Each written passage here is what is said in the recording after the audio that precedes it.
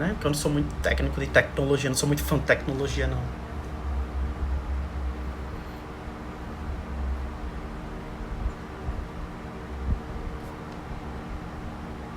A folha das propostas? Que folha? Ah, tá. Ficha de exercícios Marx. E aí, galera do Instagram, aqui sou eu, Matias. O que é que a gente vai discutir hoje aqui? Eu tinha falado nos stories que nós vamos discutir sobre democracia, trabalho e socialismo na perspectiva de Engels e Marx. Só deixando claro que essa live ela é do projeto de extensão lá da Universidade Federal da Paraíba, outro projeto que eu faço parte, que é o Educa UFPB. O que é Educa UFPB? É uma extensão popular que tenta dinamizar o estudo para o Enem, para as populações carentes do município de João Pessoa e pessoas que estudaram em escola pública e tem essa perspectiva de dinamizar o estudo, que é uma coisa muito interessante, principalmente nos tempos que a gente vive, e tem total subfinanciamento tanto da educação quanto da saúde, e esse tema foi trazido justamente pela galera de lá, para que a gente possamos discutir um pouco o que Marx e Engels falava, dois filósofos que a galera completamente execra, como se fossem pessoas completamente demoniadas, possuídas pelo demônio que vem lá dos infernos, e não é bem assim, é só mais falta de conhecimento. Só para deixar claro, hora eu vou estar olhando para cima, hora eu vou estar olhando para baixo, porque eu estou com meus alunos aqui também participando, e a ideia é justamente trazer para vocês um pouco dessa discussão. De início tem uma ficha, eu vou lendo, eu também tô morrendo de saudade de estar na sala de aula com o pessoal, com os meninos aqui. Dandara tá comentando isso no Instagram, eu tô com muita saudade de participar do Educa. Mas é interessante que a gente fique em casa, é muito importante essa construção do conhecimento, um pouco remoto, um pouco triste, mas é interessante, porque a gente tem que fazer o papel do Estado, né? O que o Estado não tá fazendo, a gente tem que fazer. Infelizmente, essa é a nossa realidade atual. Então, só para começar com os meninos aqui da extensão, o que é que a gente tenta trazer aqui? Foi preparada uma ficha para vocês, né? Que tá com questões inéditas e questões do Enem. Mas o que é que eu quero trazer de início, tá? É que Marx, ele nunca descreve como é que vai funcionar o socialismo. Fique todo mundo pásmico. Eu sempre, quando eu começo a falar sobre esse assunto, o pessoal fica um pouco assim, não, porque Karl Marx, ele é comunista, ele é socialista, tá. Mas quando você lê o Manifesto Comunista, quando você lê o Capital e diversas outras obras de Marx e do próprio Engels, você percebe que não. Marx, ele não detalha como é que vai funcionar o socialismo e o comunismo. Por isso que a gente não tem exemplos claros e evidentes de como funcionam essas sociedades, né, comunista e socialista. Mas tá, o que é que Marx ele critica? Marx ele critica o capitalismo. E criticar o capitalismo não quer dizer que você é comunista. Criticar o capitalismo é dizer que você é uma pessoa sensata e que consegue ver defeito e pôr em xeque esses defeitos para que seja melhorado dentro da sociedade. Então é justamente o que Marx fez. Ele apenas deu dicas como poderia ser o socialismo e o comunismo, mas ele nunca detalhou exatamente como deveriam ser esses sistemas. Então, os sistemas que existem hoje, ou que existiram durante a história, que é muito comum as pessoas dizerem que nunca deram certo, são fictícios. O que a gente diz que são sistemas um pouco loucos. Até o próprio Marx, no final do capítulo 1, se eu não me engano, do Capital, ele diz que a construção do socialismo engeliano, lá de Friedrich Engels, é uma coisa completamente utópica. Então, o próprio Karl Marx, ele traz essa ideia de socialismo sendo utópico. Mas o que ele se debruça é estudar a questão da construção do capitalismo. Então, não é criticar esse capitalismo. E qual a importância, sim, para o próprio Marx, o socialismo é uma sociedade inatingível. Então, assim, está lá no Capital, então você percebe que quando a pessoa diz que Karl Marx ele construiu o comunismo e o socialismo, você já começa a perceber que essa pessoa não tem um bom embasamento teórico e sociológico dessa construção do pensamento de Marx. Então, mas por que Marx é tão execrado e por que ele é tão louvado? Ele vive aquele atrai gregos e troianos, ou você gosta ou você odeia. Porque Marx, ele toca na ferida da construção capitalista, da construção empresarial do mundo, que se reflete hoje no nosso país. Então, dentro de uma sociedade que o capitalismo ele é força, ele é papel maior, ele é uma questão de uma coisa mais opressora, em que nós temos o empresariado, os ricos oprimindo os pobres, a gente percebe que isso vai doer nessa classe. É óbvio que dói. Como doeu lá Paulo Freire, criticando as construções sociais do pensamento e a educação elitista, Karl Marx também incomoda essas pessoas. E se algo te incomoda é porque tá errado. Te incomoda porque você tá fazendo a atitude errada. E aí Karl Marx se incomoda por causa disso. Então a ideia de xingar você de comunista, de socialista, marxista, esquerdista, petista, não sei o que, tantazista, tá baseado justamente nessa construção de conhecimento de que a realidade que eu tô vendo é a realidade que a pessoa que me xinga quer ver, mas ela não consegue extrapolar desse pensamento. Então é uma pessoa que não leu Karl Marx, resumindo, é uma pessoa que não leu Karl Marx. Só revisando aqui, ele vai debruçar seus estudos em alguns pensamentos de Engels, Marx, no intuito de entender o capitalismo e o capital, tomando como referência o socialismo já teorizado. É incrível porque Marx ele faz o que a gente chama dentro da ciência moderna, do construimento científico moderno, que veio ser debruçado há pouco tempo, sobre a questão do pensamento cético, do pensamento cego. Porque assim, quando você vai fazer uma aplicação de um remédio, existe a pessoa que vai aplicar o remédio e ela vai ficar em contato com esse grupo de análise e o cientista, em que ele fica afastado desse estudo, ele só fica observando. Então o que Karl Marx faz? Ele vivia dentro de uma sociedade capitalista. Então, para Karl Marx, observar e analisar o comportamento da sociedade capitalista seria um pouco inválido, porque ele vive aquela realidade. Então, o que ele faz? Ele debruça seus estudos no socialismo hegeliano para que ele possa olhar de um ponto de vista externo o que está acontecendo dentro do capitalismo. Então, por isso que Karl Marx é tão execrado, porque ninguém fez isso dentro da construção da nossa filosofia. E Karl Marx, ele tem esses seus estudos tão claros e evidentes sobre o que é o capitalismo, porque ele se afasta do capital e do capitalismo para analisar o efeito do capital e do capitalismo. Então ele não vive mais aquele efeito, ele analisa de um ponto de vista externo, a partir dos estudos já teorizados de Engels. Então Karl Marx é um dos críticos do socialismo. Então aí a gente já começa a desconstruir essa ideia do que é capital, do capitalismo construído do pensamento de ponto de vista de Marx. Eu espero que vocês estejam entendendo, o pessoal do Educa está entendendo, do Instagram também.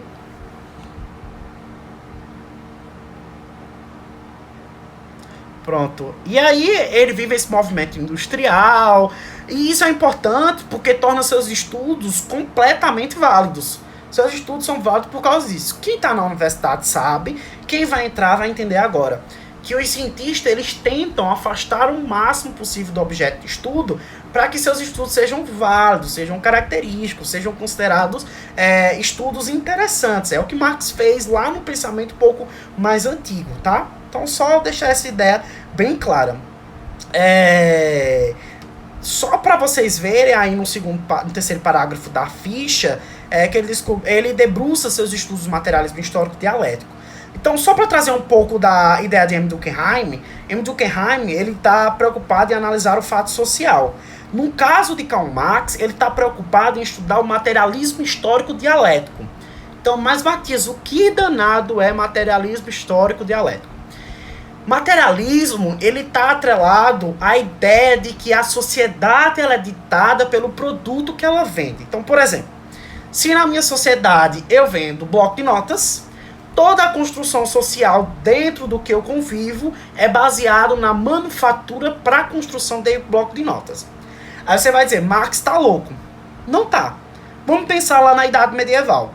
A Idade Medieval, ela revela justamente essa relação. Então, os suzeranos e vassalos e servos, tinham lá esses três povos, os donos da terra impunham as ordens sobre os servos. Então, nós temos o produto, que é o plantio, aquilo que está produzido dentro do terreno, mas o que é que vai ditar as relações sociais dentro dessa construção de sociedade medieval? É justamente o plantio. Então, quem tem onde plantar, manda, suzeranos e vassalos. Quem não tem, os servos. Então, eles sofrem, entendeu? Então, é justamente traçando um pouco dessa ideia do que é materialismo histórico dialético.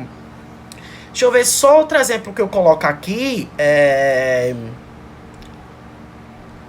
que justamente nas produções agrícolas, né, o produto definia a história da sociedade. Então, dentro do capitalismo é praticamente a mesma coisa.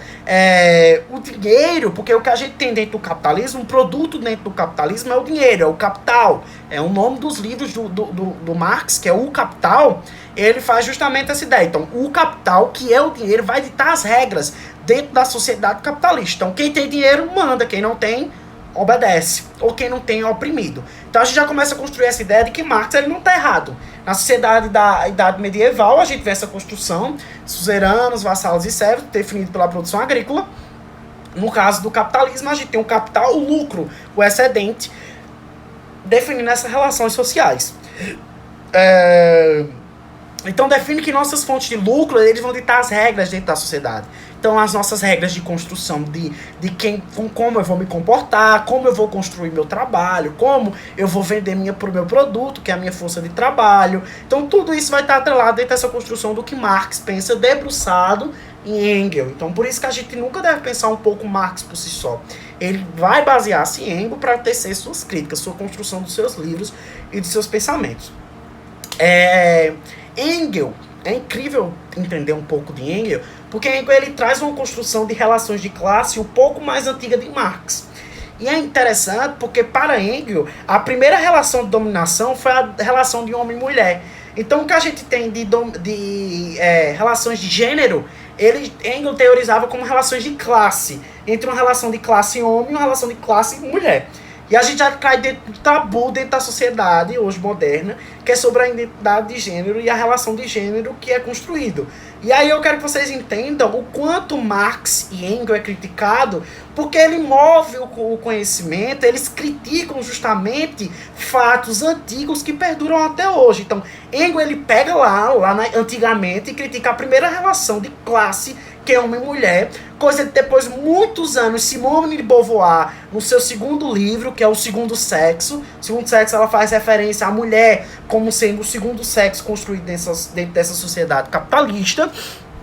E Engels já criticava a relação de homem e mulher lá antigamente, sabe? Então é uma coisa muito interessante da gente pensar, por isso que eles são tão odiados. Porque Engels ele traz essa questão, essa discussão de que a mulher, ela é assim, ela tá assim atrelada a uma relação de classe. Então era o homem que saía para trabalhar e a mulher ficava em casa obedecendo os meros prazeres sexuais e de casa, casuais, né, desses homens. Então o papel da mulher só vem modificar após Segunda Guerra Mundial, quando os homens na construção do nazismo saem para a luta e as mulheres têm que ficar e trabalhar. Mas é por causa de uma construção de que os homens estavam morrendo e não por causa de um papel das mulheres serem protagonistas dessa história.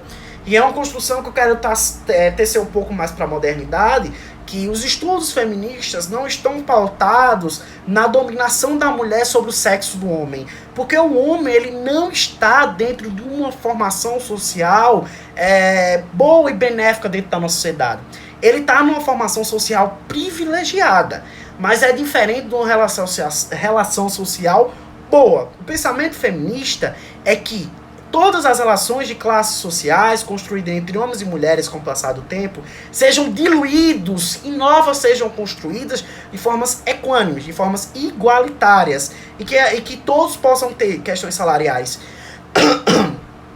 questões salariais idênticas, relações de gênero idênticas, relações sociais idênticas, de voto e etc. Então, é bom pensar que muitos dos nossos filósofos atuais que criticam a questão da socialização do corpo, lá com Michel Foucault, a questão da violência com Hannah Arendt, a questão um pouco lá da construção da educação moderna com Paulo Freire e Viviane Mosé, que ainda está viva, Viviane Mosé, a gente vai trazer essa discussão mais para as próximas aulas sobre a educação, sobre os eixos da educação, com o pessoal do Eduque, talvez no Instagram.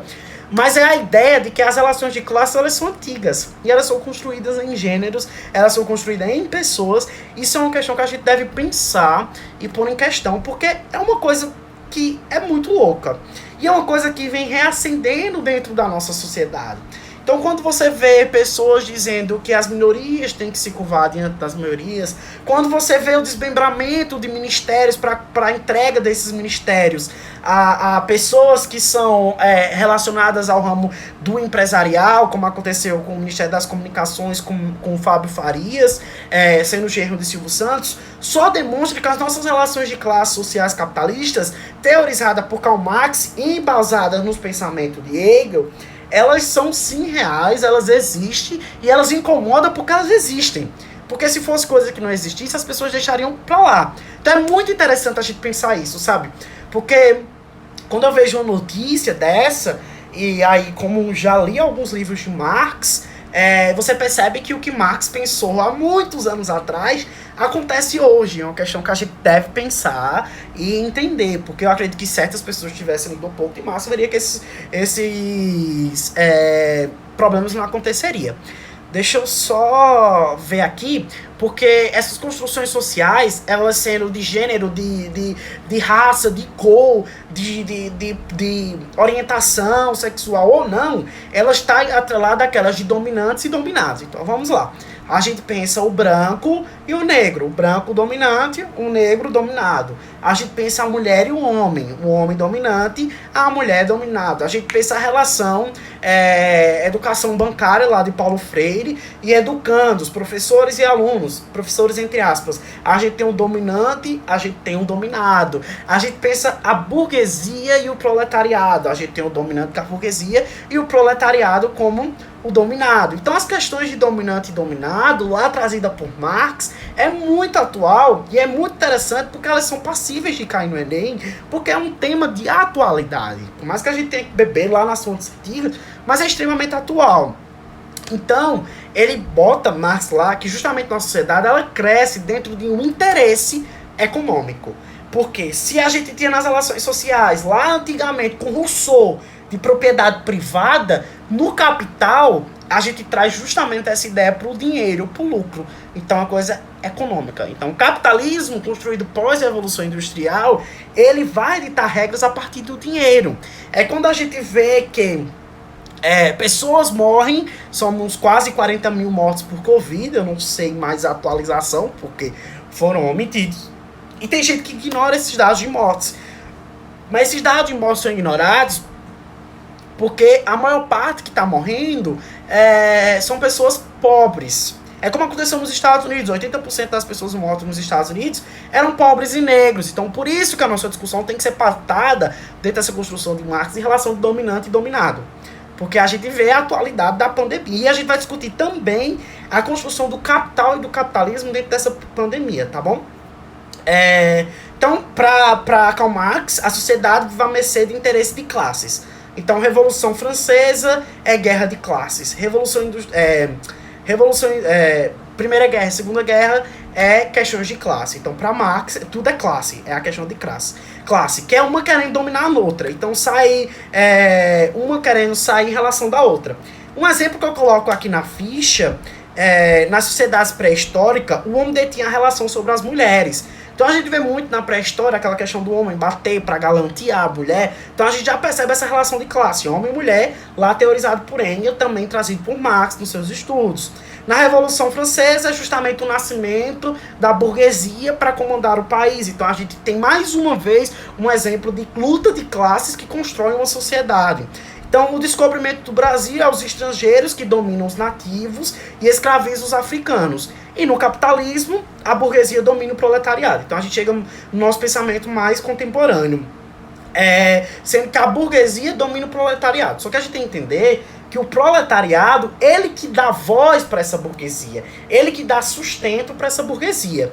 E aí começa a luta de classe. Ela se faz mover e reinventar a nossa história.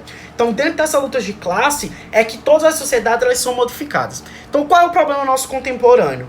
Que a população que hoje reside no país, no nosso Brasil, é que ela não se tem esse conhecimento, que é o que Marx chamou de consciência de classe. Porque se a população desenvolve essa consciência de classe, neofascismo e governos neoliberais não estariam no poder. Então a gente não veria essa destituição da educação, como aconteceu recentemente com a medida provisória do ministro Arthur Weintraub, que faria com que os universitários, os reitores fossem escolhidos durante a pandemia pelo próprio ministro. A gente não teria a aproximação do próprio presidente com o grupo empresariado, como Fábio Farias. A gente não teria diversas críticas ou destituições de ministérios, ou como mesmo existe dentro de uma pandemia, que a pandemia é o maior exemplo de que o sistema capitalista ele é frágil, ele é fraco, ele é instável. Não teria que hoje, quase 2 meses, nós não temos um ministro de saúde, da saúde. Então, quando se pergunta assim, o golpe vai existir? Não, o golpe já existe, o golpe militar já está sendo construído. E é preciso que exista uma consciência de classe para que entendamos que quem move a economia do país não é o presidente, somos nós, é a construção social, nós, o movimento estudantil, o movimento de trabalhadores, o movimento de construção social, é nós que vamos mover essa construção de um novo Brasil. Deixa eu só...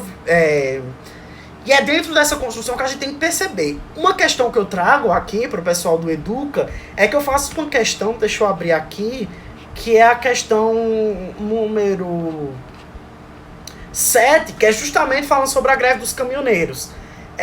A greve dos caminhoneiros traz um exemplo de que a consciência de classe ela pode mover a sociedade. Por que exemplo? Porque mais ou menos foram parados 1% da população, que foram os caminhoneiros, e todo o país ficou parado. Então é 1% de um total de mais de 200 milhões de brasileiros e que foi possível parar o país. Eu duvido que se 1% do empresariado parasse, o país pararia. Não tinha como, porque quem move a economia, que é a nossa força motriz, é o pessoal, somos nós, o proletariado, a construção desse proletariado, entendeu? Então, dentro dessa construção, então para que a gente vê que sem comércio não tem economia. Quem move o comércio somos nós que compramos, somos nós que vendemos. Então é dentro dessa construção social de consciência de classe. Eu trago na ficha alguns conceitos interessantes, que é o que é trabalho, o que é alienação, o que é consciência de classe, mais-valia, Estado e fetichismo na mercadoria.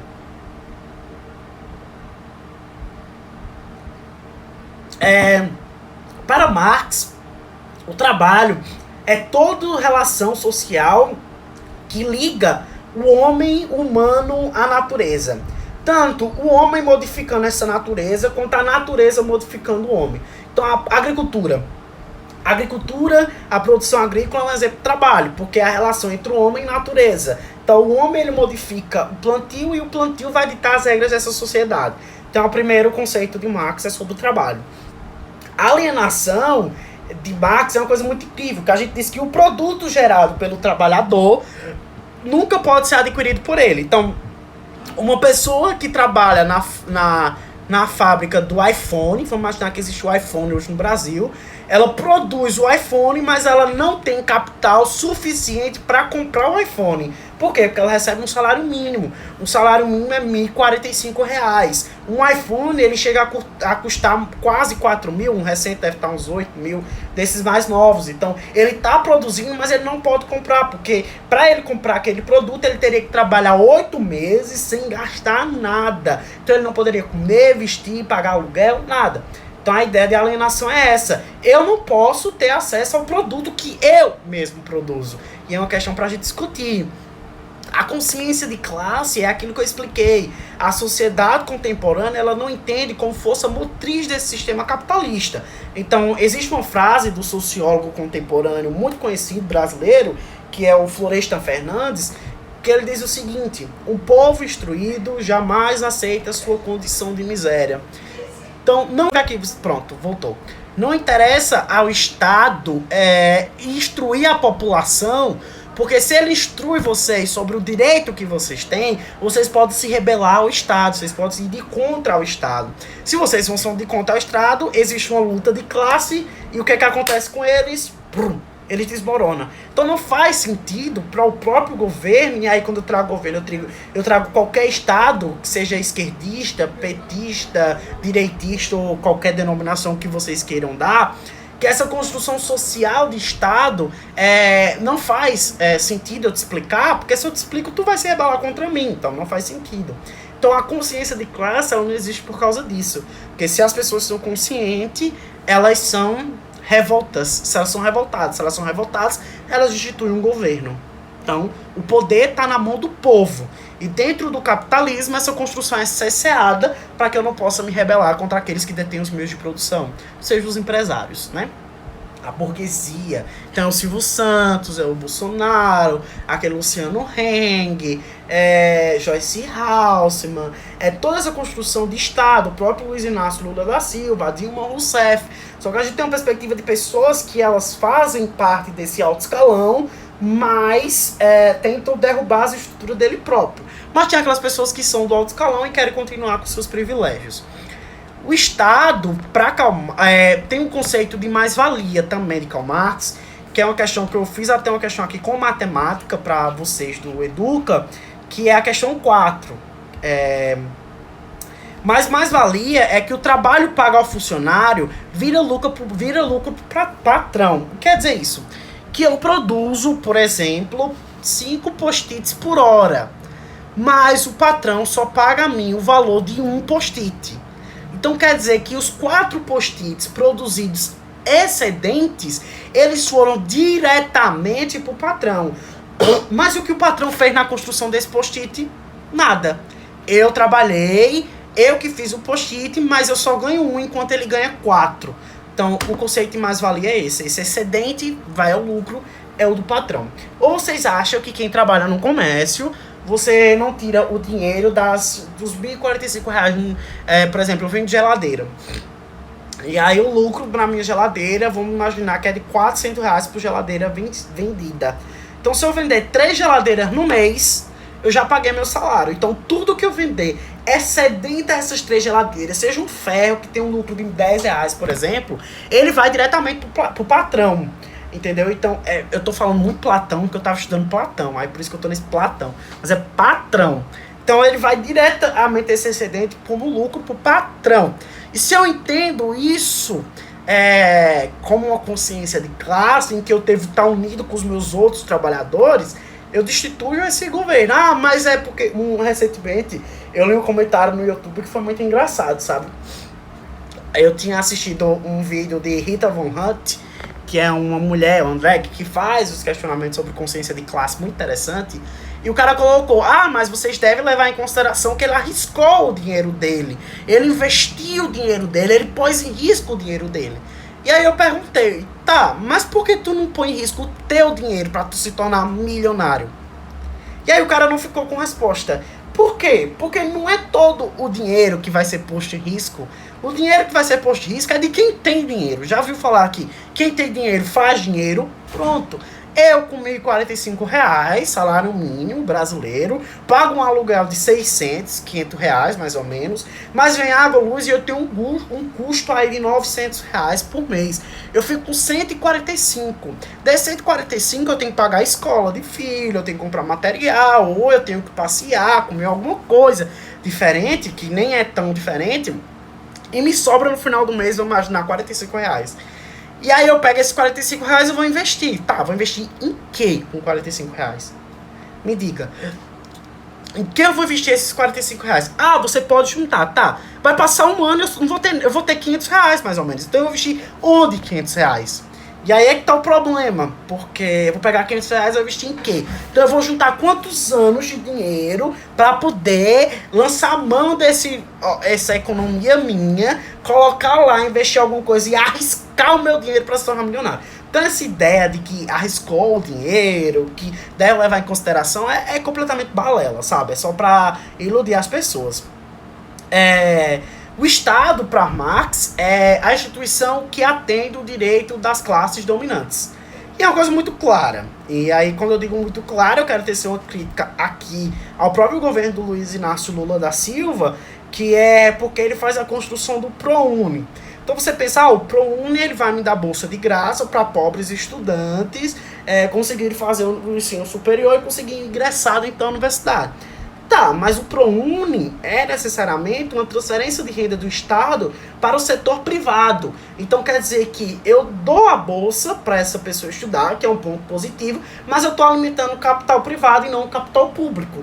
Então é assim, o Estado ele atende os interesses das classes dominantes. E eu quero trazer um trecho muito incrível aqui, que é o fetichismo da mercadoria. O que é que Marx traz nessa ideia de fetichismo da mercadoria? É que tudo, exatamente quase tudo, na verdade tudo, ele é transformado em mercadoria dentro do capital, desse sistema capitalista. Então quer dizer que esse post-it aqui, que é um papel para estudar, virou mercadoria. Então a gente vê que a educação, ela é mercadoria. Então a gente tem a construção de quê? A gente tem a construção do sistema privado de educação, que é mercadoria. O sistema de saúde tem a construção privada com os planos de saúde. Então, é uma coisa muito interessante a gente ver que tudo se torna mercadoria dentro do capitalismo, que até o corpo humano se torna mercadoria com o tráfico de pessoas ou tráfico de órgãos. É muito incrível a gente falar isso, porque dentro da construção do pensamento de Karl Marx, o fetichismo na mercadoria é muito existente hoje. A gente vê que exatamente tudo se torna mercadoria, inclusive o corpo humano. É o tráfico de um humano para se prostituir lá no fim do mundo, com dominação desses corpos, pegando seus passaportes, seus conhecimentos, seus telefones. Então, o próprio padrão estético, como o Marx colocou aí, o próprio padrão estético. Então, tudo ele vai estar baseado para a construção e comercialização disso. Então, o padrão estético da mulher alta, branca, é o padrão estético da gente associar a bebida de cerveja junto com a mulher nua de biquíni, inclusive agora está sendo proibido, porque foi um tema trazido pelo próprio Enem.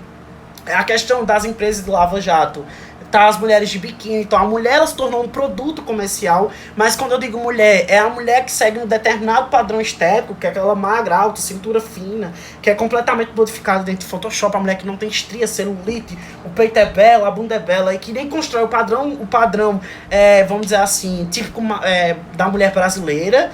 Então é dentro dessa perspectiva que a gente quer construir o pensamento de Marx. Pro pessoal do Instagram, vai ficar um pouco difícil de falar aqui, porque eu vou ler algumas questões que eu trouxe para os meninos aqui do Educa. Mas eu vou lendo com eles, e aí, dentro do que for dando, a gente vai trazendo as discussões. Vamos lá. Meninos, vamos resolver os exercícios autorais. Abra aí um material na primeira questão, lá na página 3. Beleza?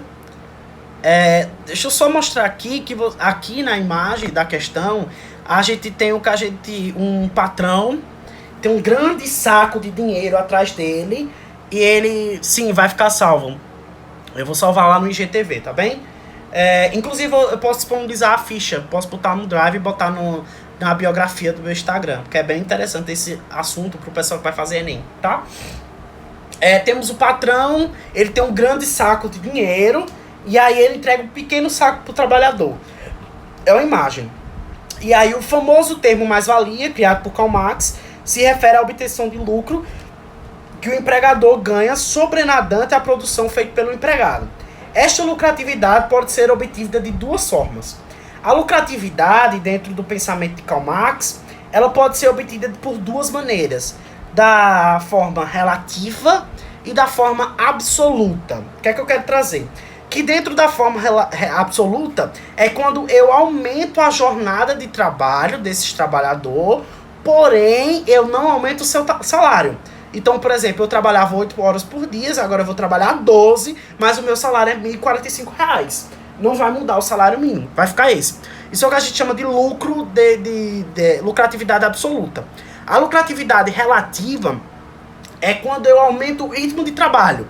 Então, se eu produzia 1.000 post-its por hora, eu vou ser obrigado a produzir 2.000 post-its por hora. Mas o meu salário por hora continua R$ 4,75.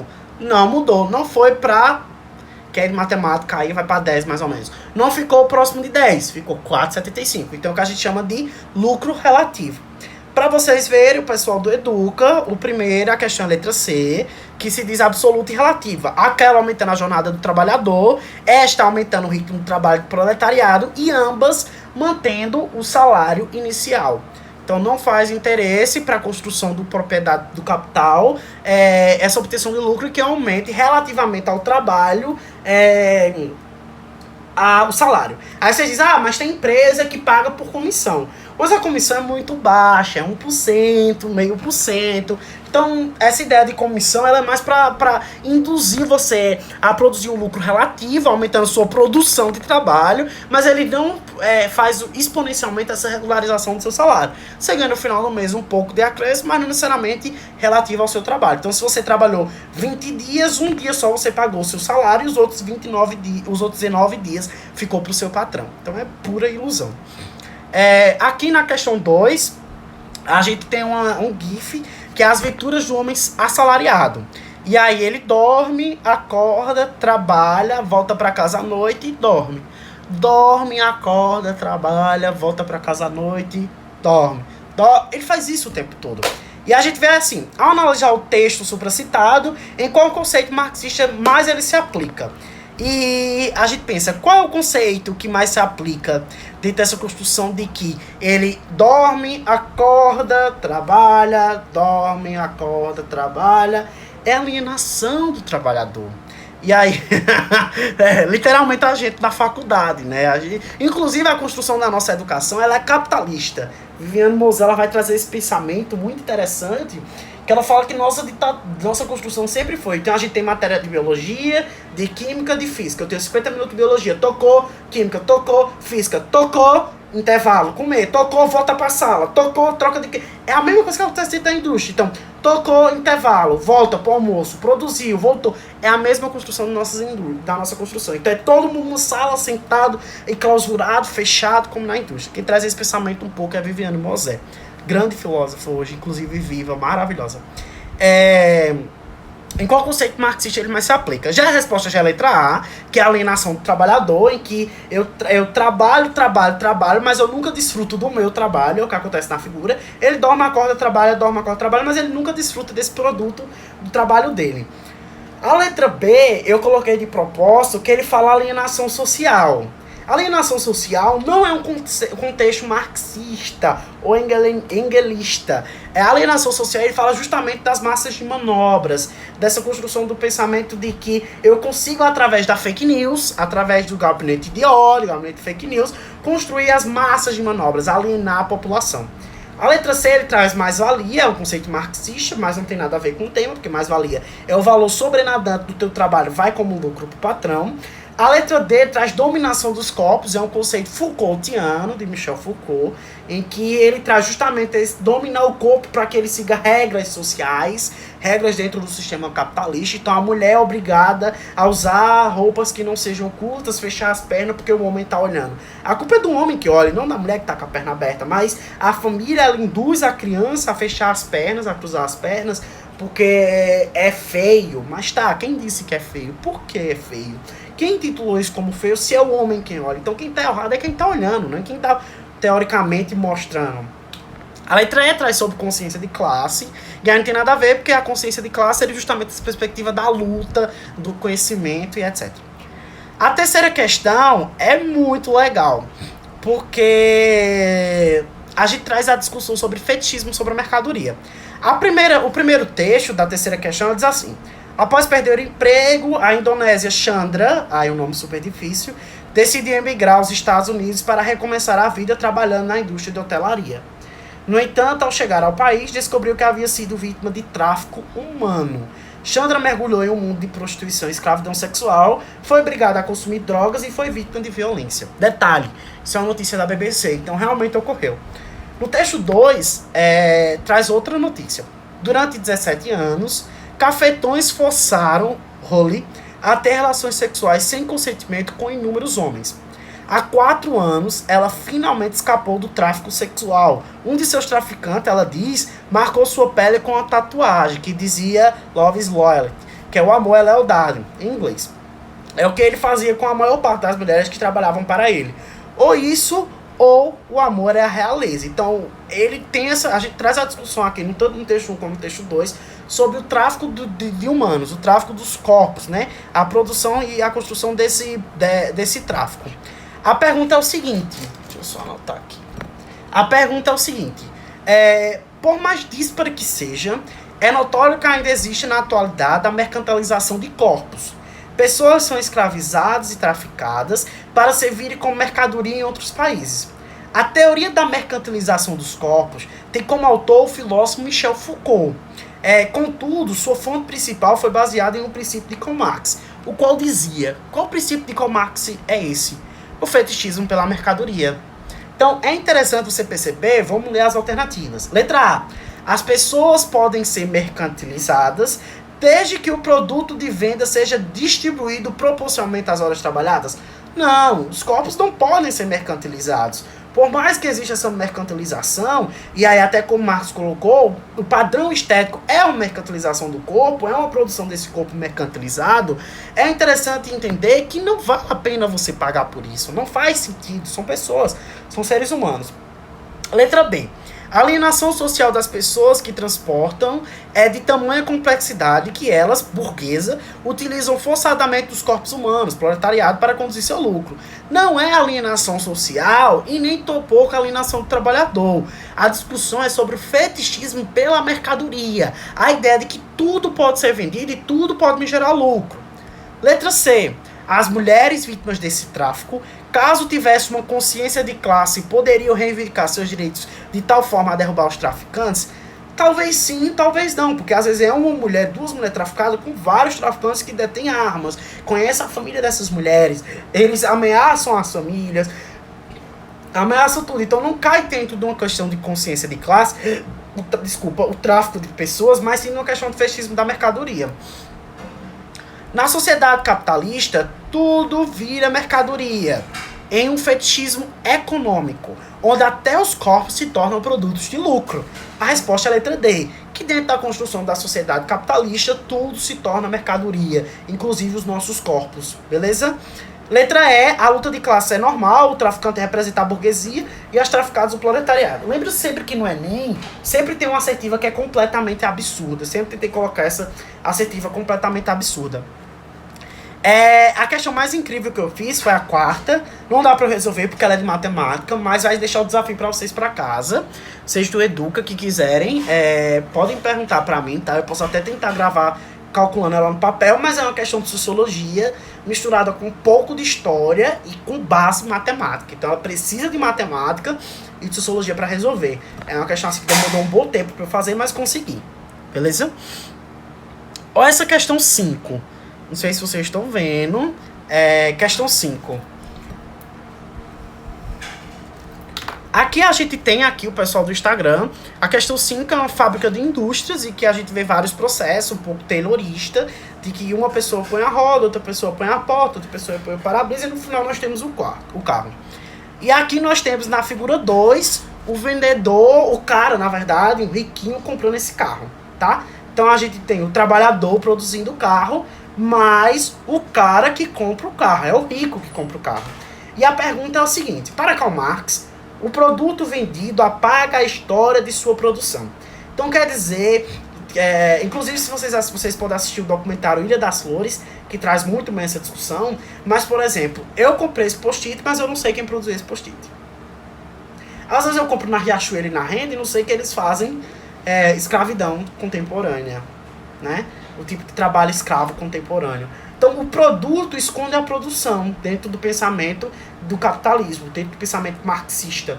Então, quer dizer que às vezes eu compro tomate, mas eu não sei quem foi que produziu a tomate, por onde ela passou, por onde ela construiu. E a gente pode até cair dentro de uma produção da agrícola, uma questão da questão dos agrotóxicos, dos food fruit, quer dizer o que? A pegada de poluição que é construída dentro desses alimentos. Então, é uma discussão muito interessante para se fazer. Mas a ideia é o seguinte: que isso ocorre pois o comprador adquire o carro, mas não sabe quem o produziu e como foi produzido. Diante disso, que teoria marxista pode explicar tal fenômeno? Qual teoria explica esse fenômeno? É o materialismo histórico dialético? Não. O materialismo histórico dialético ele vai dizer que justamente as sociedades elas foram construídas dentro de uma luta de classe, de uma luta de diferentes, e que o produto que é praticamente vendido dentro dessa sociedade, ela vai ditar as regras dessa sociedade. Então não tem nada a ver com materialismo histórico dialético. É o fetichismo econômico? Não. Tudo se torna mercadoria, beleza. Mas dentro dessa perspectiva de que o produto apaga a história, não é o fetichismo econômico.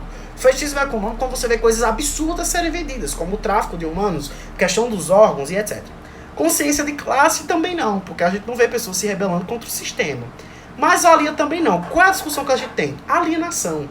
O trabalhador lá da indústria, da primeira figura, não é o mesmo cara que compra o carro na segunda figura. Então, o cara, por exemplo, que produziu esse post-it, não fui eu. Eu não produzi esse post-it, eu comprei o post-it. Então, não fui eu que produzi. Dentro do capitalismo, o produto apaga a memória da produção. Isso se chama alienação do produto, alienação do trabalhador. Então, cara, a alienação é justamente isso. Eu produzo, mas eu não posso comprar. Se eu não posso comprar, outra pessoa vai comprar. E essa pessoa não sabe quem foi que produziu. Tá? Vamos para a questão 6, beleza? São 8 questões, falta 3 para a gente terminar.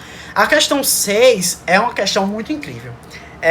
Porque eu trouxe uma fala de um queridíssimo presidente da República, e a gente vai justamente traduzir dentro do pensamento marxista. É o que eu trouxe lá em cima da discussão de por que incomoda tanto esse setor Marx, porque ele é tão demonizado, porque ele é tão escrachado. Porque justamente incomoda de ter essa perspectiva. Veja só, na questão 6 a gente tem a seguinte frase, que foi de Bolsonaro: Deus acima de tudo, não tem essa historinha de Estado laico, não.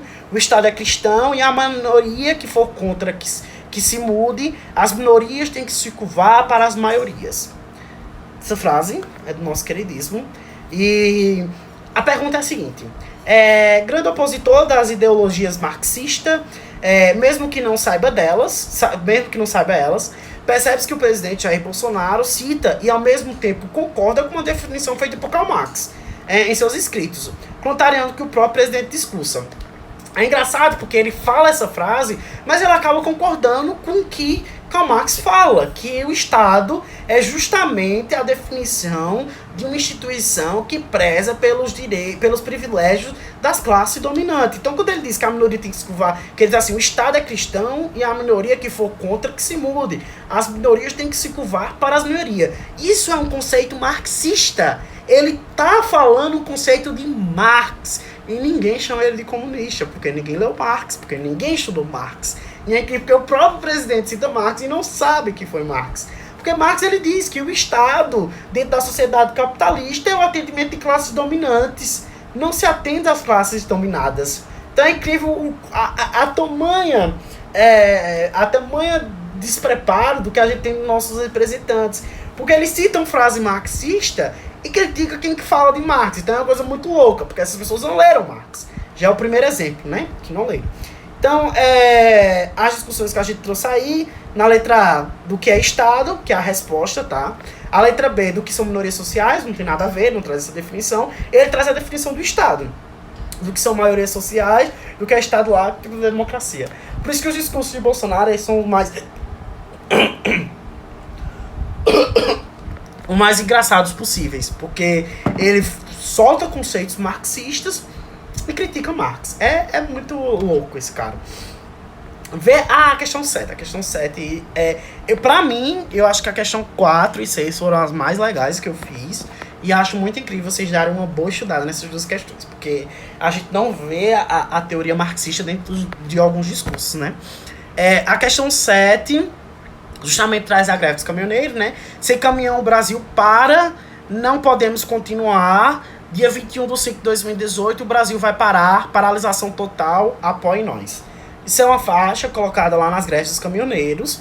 E a gente traz aqui na questão 7 a seguinte pergunta.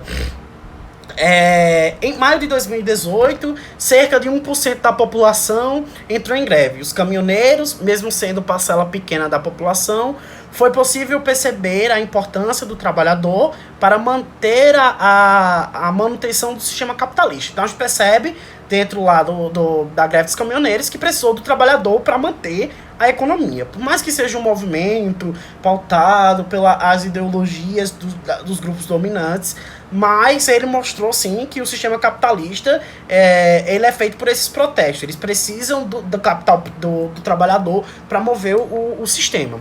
E a gente não sabe isso. A gente cai no consciência de classe, lá de Marx, então vê que tá tudo ligado. Diante de protestos, os caminhoneiros reivindicaram o abaixamento do valor do diesel e melhores condições de direitos de trabalho. Acredito que se Marx estivesse vivo, estaria feliz, pois esse é um retrato real da sua teoria sobre a consciência de classe, que dizia o quê? O que a consciência de classe dizia? Vamos olhar a letra A. O povo instruído jamais aceita a sua condição de miséria. Não, isso não é de Marx. Isso é de Florestan Fernandes, sociólogo. Não se nasce mulher, torna-se mulher. Isso é de Simone de Beauvoir, filósofa também. A educação brasileira é uma educação bancária. Não, essa frase é de Paulo Freire. Letra D. Os trabalhadores teriam que se unir para conseguir mudar a realidade. Isso é o pensamento de Marx. Letra E. A alienação sobre o produto esconde todo o processo de produção. Também é de Marx, mas fala sobre alienação. E não sobre consciência de classe, como a questão perguntava. Beleza? A questão 8 e a última, ele traz um debate que eu quero trazer tanto para o Educa, para o pessoal do Instagram, que é sobre a instabilidade do sistema capitalista. Vamos lá. A questão diz o seguinte: a primeira grande crise nacional ocorreu em 1822, quando Dom Pedro I proclamou a independência. Ou seja, o país já nasceu marcado pelo desafio da superação. Porém, com a crise de 1929, que caracterizou a quebra da Bolsa de Valores em Nova York, a economia brasileira sofreu um novo forte impacto. Os principais países compradores do café brasileiro deixaram de comprá-lo. O Plano Real estabilizou a economia, mas a um custo muito alto. Os juros foram elevados e ocorreu a privatização de empresas públicas para manter a moeda valorizada. Em janeiro de 1999, o Banco Central promoveu uma grande desvalorização do real, o que provocou a quebra de bancos e um período de estagnação econômica que só foi revertida a partir de 2004, quando se iniciou um processo de fortalecimento do mercado interno, abrindo um ciclo de crescimento. Então, o que a gente vê dentro desse texto? 3 exemplos de crise, 3 momentos de crise que nós temos dentro do sistema capitalista, o que marca a ideia de Marx também, que o sistema capitalista ele é instável. Ele mostra as crises que existem dentro do sistema capitalista, mostra o quão instável é esse sistema. Ele não mantém uma estabilidade, ele vive questões de ciclos. Ele está ora na crista da onda, ora no vale da onda. Então ele sempre vive essa ideia. A pandemia do Covid-19, do SARS-CoV-2, ou do novo coronavírus, ela mostra justamente essa instabilidade do sistema capitalista. Por quê? Porque mostrou que quase todos os países não estavam preparados para receber uma pandemia. Por mais que os investimentos públicos dentro dessa pandemia tivessem sido eficazes, quase nenhum país conseguiu não ser atingido, na verdade, nenhum país conseguiu ser atingido pela pandemia. É interessante perceber que os países que conseguiram serem revertidos da economia da pandemia foram países completamente fechados, que se dizem, como as pessoas que não leem, diz aí como países socialistas e comunistas, mas a gente já entendeu que esses países não são socialistas nem comunistas. Até então o socialismo e o comunismo ele é utópico, ele é inatingível, o próprio Marx diz isso, e Marx não teoriza nada, ele só critica. Foram os menos atingidos, e a Nova Zelândia e a Alemanha. Por quê? Porque houve investimento público dentro do sistema de saúde público deles. Isso é uma discussão para a gente trazer adiante, que é sobre o investimento e o subfinanciamento do nosso sistema de saúde. O sistema de saúde completamente legal, todo mundo sabe que o sistema público, nosso sistema único de saúde ele é interessante, mas a gente critica o sistema único de saúde porque a gente só tem perspectiva da grande mídia do acesso clínico, do acesso médico. E o nosso sistema único de saúde, ele trabalha dentro da política nacional de imunização, então, rubéola, sarampo, dentro da construção da questão do HIV, então, distribuindo várias camisinhas antirretrovirais. Então, o SUS, dentro da Anvisa, dentro da vigilância sanitária, dentro da nossa água que nós bebemos, da água que nós tomamos banho, da nossa comida, do pão da padaria, para que ele não venha com bicho superfaturado. Então, o SUS, ele é completamente estruturado. Existe essa pequena falha, que não é tão pequena, mas que a mídia, ela expande essa discussão.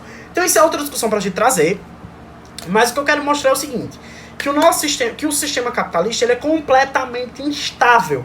Então é sabido que a gente vai passar por crise. Então essa é uma crise, daqui a uns 10 anos vamos passar por outra, depois vamos passar por outra. O que influencia dentro dessas perspectivas da crise?